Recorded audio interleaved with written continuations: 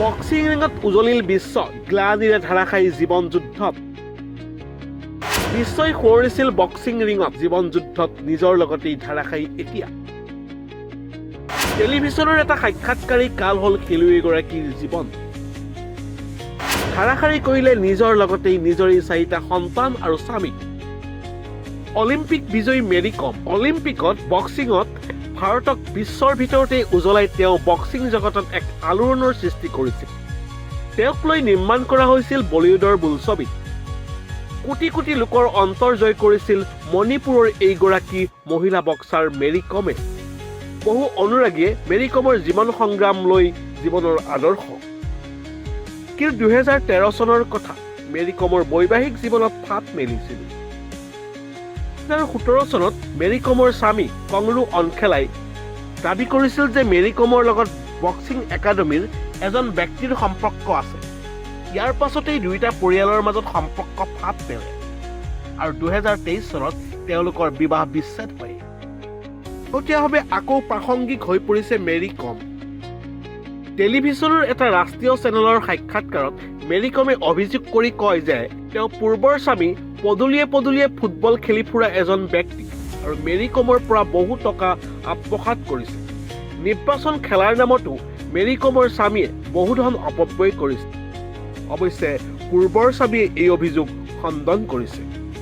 ইয়াৰ পাছতেই সামাজিক মাধ্যমত সমালোচিত হৈছে মেৰী কমৰ ওপৰত বহুতেই লগাইছে অভিযোগ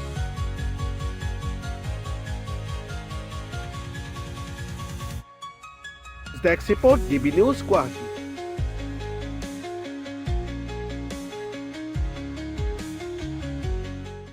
বক্সিং ৰিঙত উজলিল বিশ্ব গ্লানিৰে ধাৰাসায়ী জীৱন যুদ্ধত বিশ্বই সোঁৱৰিছিল বক্সিং ৰিঙত জীৱন যুদ্ধত নিজৰ লগতেই ধাৰাসায়ী এতিয়া টেলিভিছনৰ এটা সাক্ষাৎকাৰী কাল হ'ল খেলুৱৈগৰাকীৰ জীৱন ধাৰাসাৰী কৰিলে নিজৰ লগতেই নিজৰে চাৰিটা সন্তান আৰু স্বামী অলিম্পিক বিজয়ী মেৰী কম অলিম্পিকত বক্সিঙত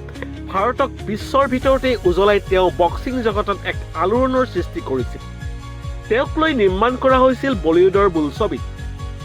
কোটি কোটি লোকৰ অন্তৰ জয় কৰিছিল মণিপুৰৰ এইগৰাকী মহিলা বক্সাৰ মেৰী কমে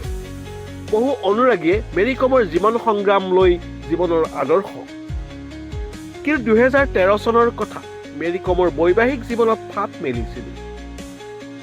2017 চনত মেৰী কমৰ স্বামী কংৰু অনখেলাই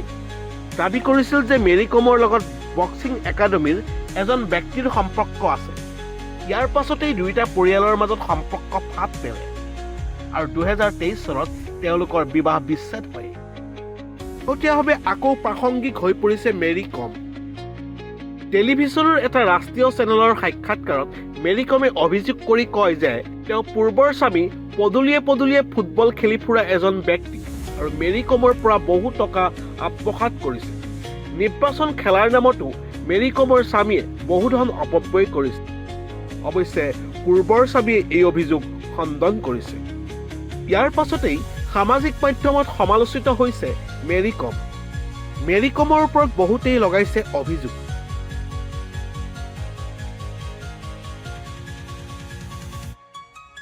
desk report DB news Guwahati